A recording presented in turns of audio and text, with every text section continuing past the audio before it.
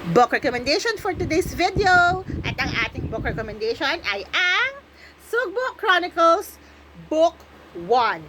This is written or story by Christine Lim and illustrations by Kakao Art and published under Kawalis Publishing. So, ang setting ng story ng book na ito ay year 3030. Okay guys ha? At ang story nito ay tungkol kay Lila Sugbo at sa kanyang mga adventure nung hindi inaasahang ang kanyang spaceship ay nag-crash sa abandoned Earth sa part ng Cebu. So, marami siya mga adventures dito na tatahakin at kung ano ba yung mga way na gagawin niya para ma-restore niya ang kanyang spaceship.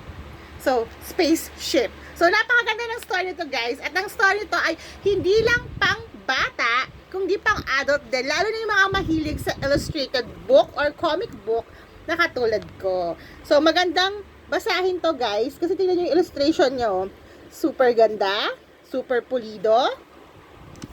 At grabe yung storyline ng book na to. Ang ganda. Hindi ko kayo spoiled kung ano pa talaga yung ibang mangyayaring event dito sa librong to. Kasi baka hindi nyo nabasahin or baka hindi na kayo mag-avail. So, basta ang masabi ko lang, rating ko sa book na ito ay 10 out of 10. Sa illustration niya, 10 out of 10. Sa story niya, 10 out of 10 din. Ako talagang napakagandang basahin ito at very recommended ko to, mga guys, mga me. Kaya kung gusto rin ninyo ng copy ng Sugbo Chronicles Book 1, ano pang hinihintay ninyo? Click the yellow basket or the link on the comment section. Bye! Have a nice day! Happy reading! Bili na!